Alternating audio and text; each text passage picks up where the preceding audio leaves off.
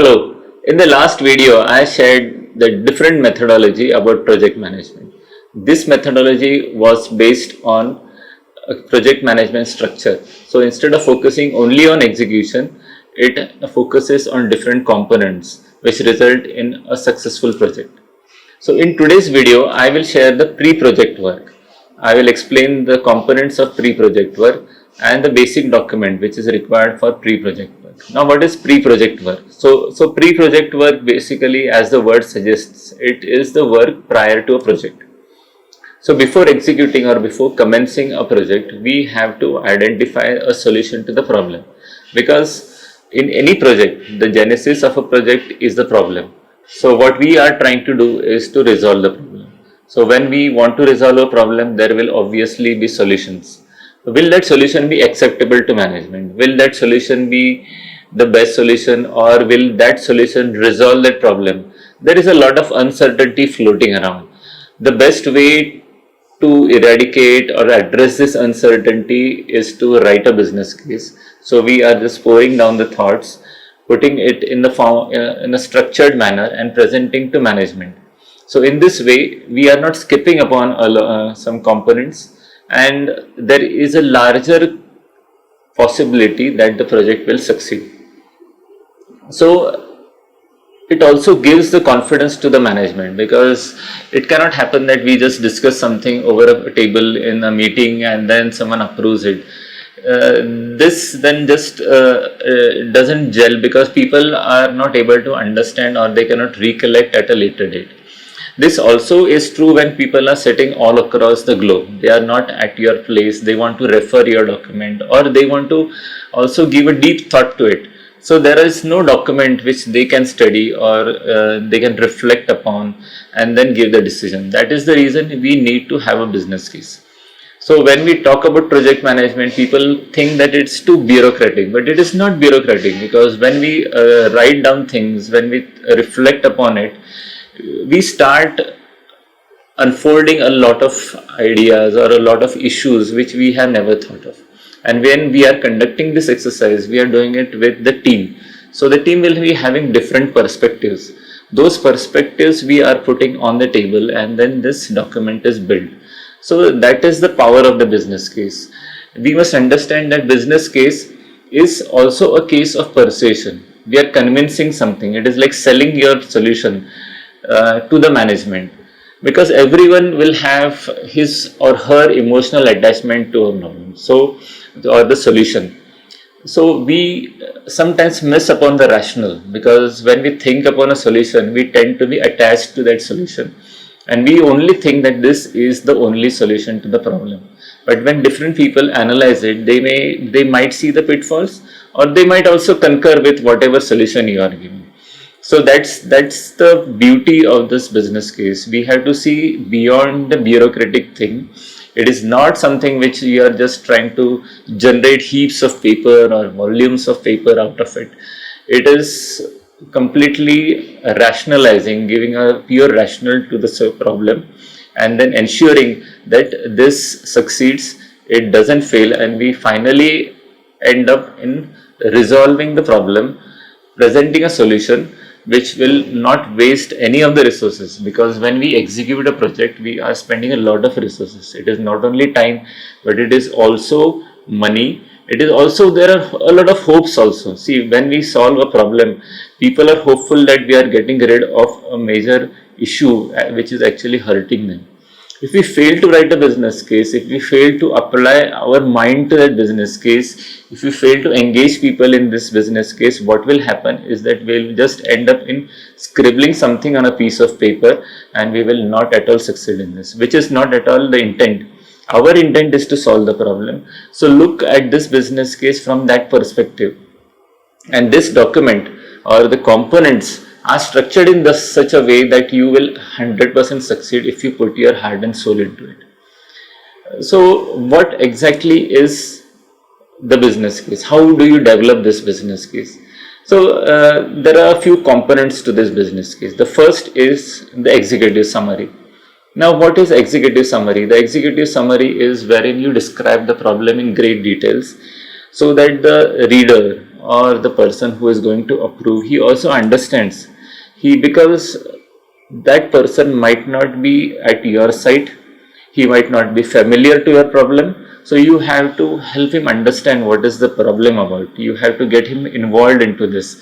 So the description should be such that he understands the problem, he tries to relate to it, and once he is in the board, he now understands the problem, things become much simpler. We are not going to do anything in a haste. So that's the reason, build a very nice executive summary which elaborates on the problem. People are able to understand it. So that is the first point, that is the first component of the business case. The second is, and the most important, all are important, but this also we should give a due thought, is the stakeholders. Now, who are the stakeholders? So stakeholder, again, let us try to understand by the words themselves. Stakeholder is someone who has the interest in the project. So once we identify who are the persons who are interested, many times in a hurry what we do is we think of the person who is going to approve it and the beneficiary as the stakeholder. But the stakeholder range beyond that, they stretch beyond it, because it could be the government body who is approving, it could be your neighbor also who is going to be impacted. Like you are going to do the project which generates a noise, and some of the vicinity residents might complain and bring the project to a standstill. So think about the stakeholder who might impact the project. It could be positively, it could be negatively. So list down the stakeholders. So whatever decision you are taking has to be taken in due consideration with the impact from the stakeholders. So the second is the stakeholders. The list of key stakeholders. We are not going into much detail. Doing an elaborate stakeholder analysis is not required at this moment. What is required is identify the key stakeholder, write it down. It will also help you to see the project from their angle. It will also help the decision maker to approve the project or understand the impact from your angle. So because the fundamental thing is everybody has a different perspective. You might have a perspective which is quite positive because you might be very attached to the project, but the other person might bring a different perspective, so he might identify different risks to the project. So the next component is what are the major risks to this project? What are the uncertainties that will impact and it could derail the project? So identify the risks to this project. So once you identify the risks, we are in a situation to manage these risks. So once we manage the risk, the success of the project increases, because if we are completely blind to the risks, maybe this risk will crop up and derail the project. We don't want that to happen. So once we understand the risk, we can have a mitigation plan. Now this is again done in elaboration at a later stage, but once we know this risk, we can also take a completely binary decision whether to go in for or not to go. Once we weigh the risks. So that is about a risk.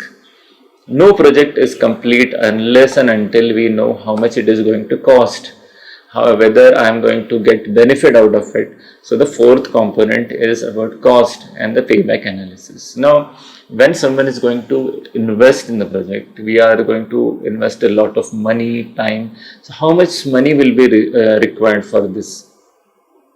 And whether that money is going to repay me something, what are the benefit in terms of payback period. So when the money will be returned, like certain companies have their own yardstick that they want the payback period within a 3 years time span. Some can go on till 5 years, but some social project, they don't focus on the payback. The only focus is on whether it is going to solve the problem.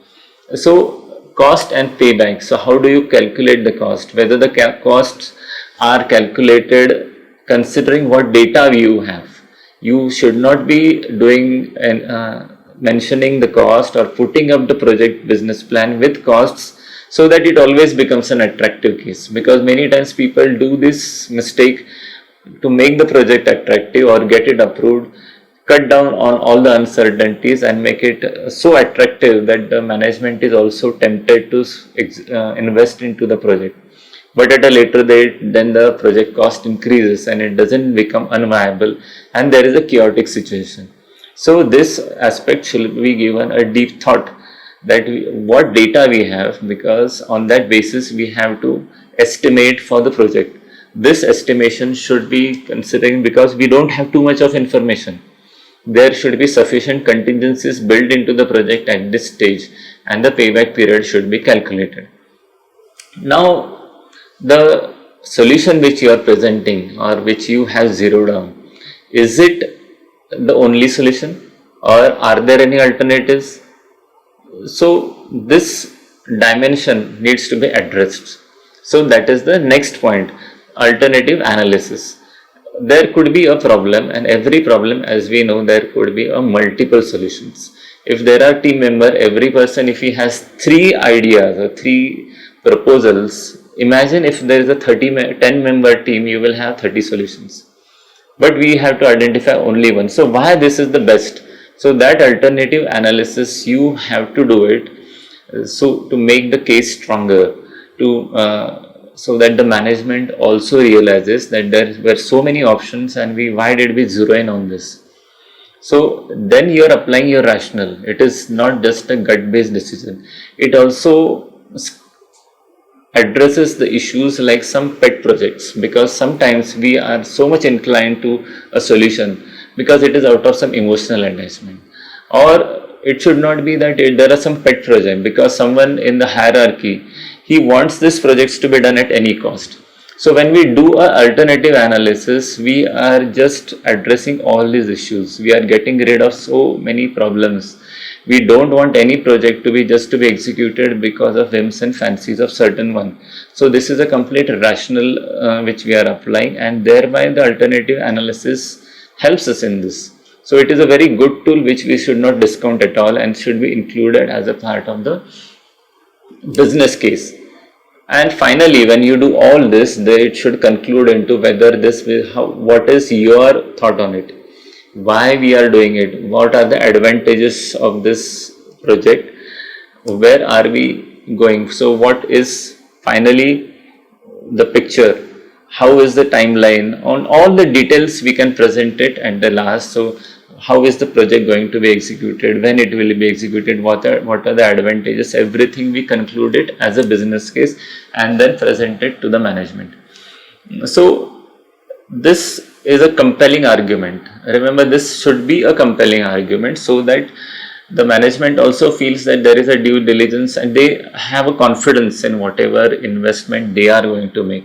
That is the power of the business case, and one should not skip this project, because many times in a hurry to resolve the problem, what we do is we just want to start executing, put the pieces in place and then start executing. But when we do a business case, follow these certain guidelines, structure it in this template, like the 5 elements which I shared with you.